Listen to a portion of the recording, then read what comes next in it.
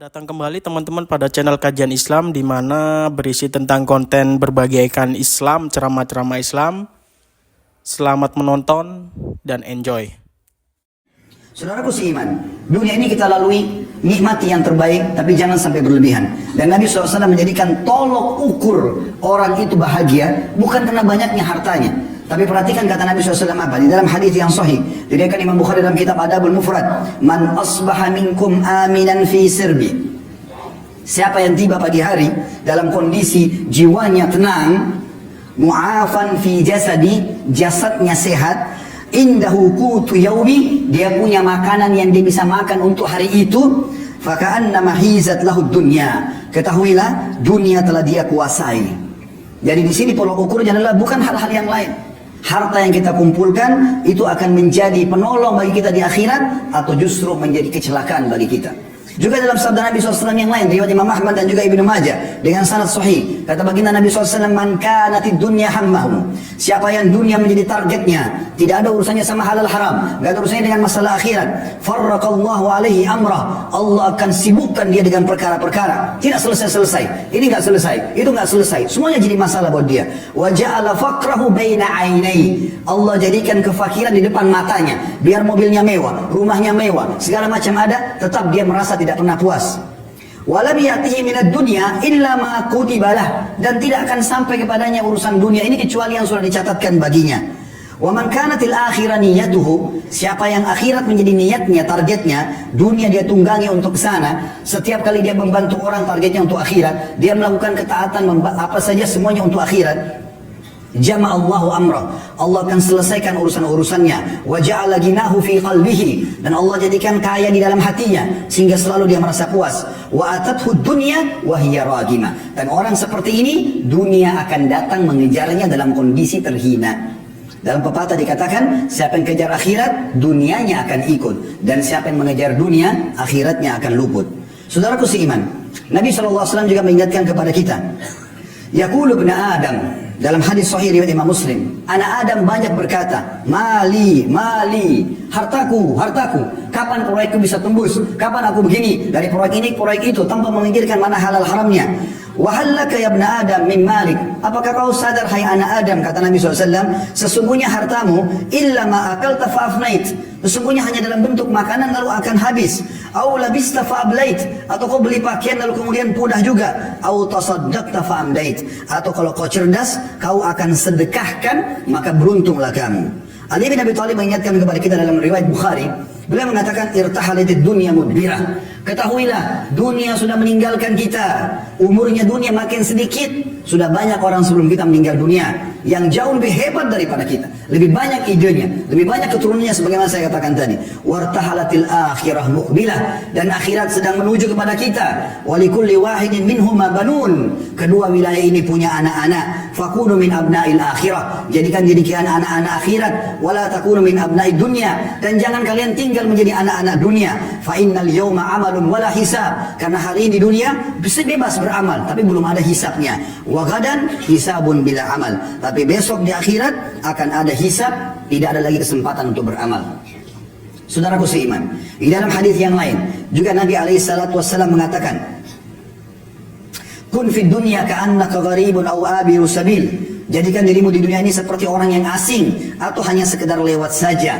Dalam riwayat lain, wa'udda nafsaka min ahlil kubur, dan selalu siapkan dirimu untuk menjadi penghuni kubur. Wa qala Ibnu Umar radhiyallahu anhuma, dan Abdullah bin Umar berkata dalam riwayat yang sama bersambung menanggapi hadis Nabi SAW, riwayat Bukhari, idza amsayta fala tantadhiru as-sabah, kalau kau tiba sore hari jangan tunggu pagi hari. Wa idza asbahta fala tantadhiru al-masa, kalau kau tiba pagi hari jangan tunggu sore hari. Wa khudh min sihhatika limaradik, maksimalkan masa sehatmu sebelum kamu sakit. Wa min hayatika limautik, dan selama hidupmu untuk persiapan matimu. Juga dalam hadis yang lain kata Nabi SAW, mali walid dunya, untuk apa saya mengejar dunia ini berlebihan. Ma'ana wa dunya, perumpamaan aku dengan dunia, kata Nabi SAW, innama mathali wa mathalu dunya kamathali rakibin dhalla tahta syajaratin thumma raha wa tarakaha. Sesungguhnya perumpamaan aku dengan dunia ini seperti seorang musafir yang kebetulan penat, capek, Lalu kemudian dia pun duduk di sebuah pohon, kemudian dia akan pergi meninggalkan tempat tersebut. Ibaratnya ini bahasa saya, kalau kita seperti lagi safar dari Jakarta ke Surabaya naik bus, maka bus-bus itu mampir di rest area, di tempat istirahat. Maka ada orang yang cerdas, dia mampir sebentar lalu kemudian dia naik bus untuk melanjutkan ke tempat tujuannya. Tapi ada orang yang konyol, dia sengaja tinggal di situ, dia tidak ikut dengan busnya, maka terbengkalailah dia gara-gara tidak ikut dengan tunggangannya. Kita sedang menuju ke akhirat. Dan dunia ini kita boleh nikmatin. Seorang muslim dibolehkan makan yang enak, karena Allah mengatakan halalan thayyiban. Halal boleh dan thayyib berkualitas. Bahkan kita dianjurkan menggabungkan antara keduanya. Kalau kita punya kemampuan, kita boleh makan yang halal dan kita boleh juga mencari yang thayyib. Bahkan kata sebagian ulama tafsir, andai saja ada makanan halal tapi tidak thayyib, seperti ayam halal, tapi dia sudah tidak thayyib karena rusak atau bangkai, tidak boleh dimakan. Seorang muslim disuruh cari kalau buah murni semua, tidak ada sedikit pun warnanya yang berubah. Itu namanya halal. Allah SWT suruh kita nikmati. Kita boleh menikmati punya kendaraan, punya pakaian, segala macam. Nabi SAW punya 11 rumah, karena beliau berpoligami. Setiap rumah punya pembantu di istri-istrinya. Setiap rumah ada untanya. Nabi SAW menikmati itu. Tapi selalu sebatas ini hanya akan dilalui, bukan sebuah target utama. Syekh Utsaimin rahimahullah mengatakan, perumpamaan orang dengan dunia ini seperti dia masuk ke WC. Dia selesaikan hajatnya, kemudian dia akan keluar, tidak akan tinggal lama di sana. Teman-teman sekalian, Allah sedang menjanjikan kita sesuatu yang besar di akhirat sana. Allah ciptakan kita manusia untuk menjadi anak-anak akhirat, bukan dunia. Jangan tinggal di sini. Kita akan kembali ke sana. Semuanya kita akan kembali. Kalau di dunia ini Anda pernah makan makanan enak, minum yang enak, pakai pakaian yang bagus, lalu mungkin Anda pernah melihat pemandangan yang indah, badan atau fisik yang sempurna, paras wajah yang tampan, apa saja kira-kira yang kira-kira membuat orang kagum di dunia, maka perhatikan apa kata Nabi SAW. Perhatikan semua itu teman-teman. Bayangkan sesuatu yang paling besar yang pernah Anda lihat. Orang yang sangat tampan, orang yang sangat cantik, orang yang sangat sempurna secara fisik, kaya raya, punya mobil mewah, rumahnya mewah, segala macam. Bayangkan itu dengan pertemukan dengan sabda Nabi SAW. Beliau mengatakan apa? Tentang target kita di sana, akhirat. Wallahi kata Nabi dalam hadis riwayat Muslim, demi Allah, Nabi nggak pernah sumpah kecuali penting sekali. Beliau mengatakan, wallahi, mad dunya fil akhirah illa mathalu ma yaj'al ahadukum isba'u hadhihi fil yammi falyanzur bima yarja'. Demi Allah, perumpamaan dunia dibandingkan akhirat hanya seperti seseorang antara kalian meletakkan jari telunjuknya ke lautan, kemudian diangkat sama dia. Maka lihat apa yang ikut dengan tangannya. Di dalam hadis yang lain, kata Nabi SAW, pernah melewati pasar, lalu ada bangkai kambing. Kebetulan kambing ini bangkainya kecil dan jadi bangkai. Kemudian kupingnya kecil juga dan agak sobek. Ini sudah bau, kecil, badannya kurus, telinganya juga sobek. Lalu Nabi SAW pegang kuping kambing itu, bangkai lalu diangkat. Kata Nabi SAW kepada para sahabat, siapa yang mau beli ini? Kata para sahabat, ya Rasulullah, jangankan dia sudah jadi bangkai, hidup saja tidak ada yang mau. Sempat dalam riwayat kata Nabi SAW, siapa yang mau beli ini dengan sedirham, biaya yang sangat kecil. Kata para sahabat, ya Rasulullah, tidak ada yang mau. Artinya jangankan dia jadi bangkai, hidup pun kalau kecil, kurus, kupingnya robek, tidak ada yang mau. Kata Nabi SAW, siapa yang mau saya kasih gratis? Kata para sahabat, sama ya Rasulullah, tidak ada yang mau. Kata Nabi SAW, perhatikan wasiat beliau. Beliau ingin sampaikan kepada kita pesan ini. Fawallahi, beliau bersumpah lagi atas sama Allah, la dunya ahwanu ala Allahi min hadha alaikum. Hadis sahih riwayat Tirmidzi. Ketahuilah, dunia ini di sisi Allah, atau apa yang Allah janjikan buat kalian di akhirat nanti, ya, lebih hina daripada bangkai ini. Di dalam hadis yang lain, yang mulia juga, kata Nabi SAW kepada seorang sahabat bernama Dahhak bin Sufyan radhiyallahu anhu. Beliau mengatakan Rasulullah SAW pernah berkata kepadaku, ya Dahhak, wahai Dahhak, ma ta'amuk, apa makananmu? Faqala ya Rasulullah, al-laham wal-laban. Aku selalu makan daging dan minum susu ya Rasulullah. Lalu kata Nabi SAW bertanya lagi, qala thumma yasiru ila madha, kemudian jadi apa itu makanan daging dan susumu?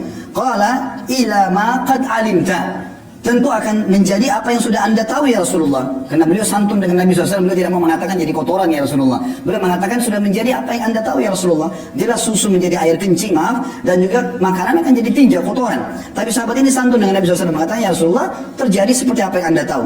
Maka qala, beliau pun bersabda SAW, hadis ini sahih riwayat Imam Ahmad, ketahuilah bahwasanya Allah Subhanahu wa taala menjadikan perumpamaan dunia ini bagi anak Adam seperti kotoran yang keluar dari tubuhnya dari makanan tersebut. Oleh karena itu teman-teman sekalian, bertaubatlah bagi orang yang berbuat dosa.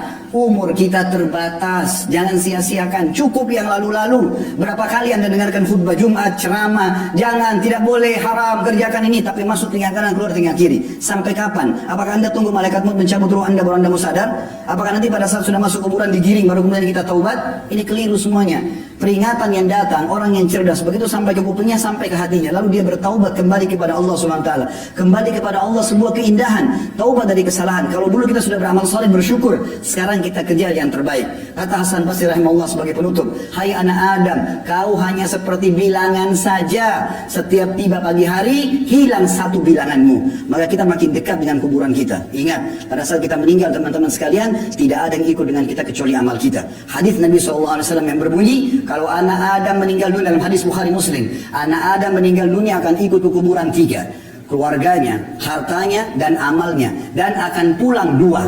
Hartanya dan keluarganya akan pulang. Secinta-cinta suami anda kepada anda, cinta-cinta anak kita kepada kita sebagai orang tua, tetap saja mereka tidak akan nginap di kuburan. 1 jam maksimal mereka tunggu di liang lahat, selebihnya mereka akan pulang. Istri kita bisa menikah sama orang lain, anak-anak kita akan sibuk dengan aktivitasnya, teman-teman kita cuma tetesin air mata sebentar, lalu kemudian mereka kepada aktivitasnya kembali.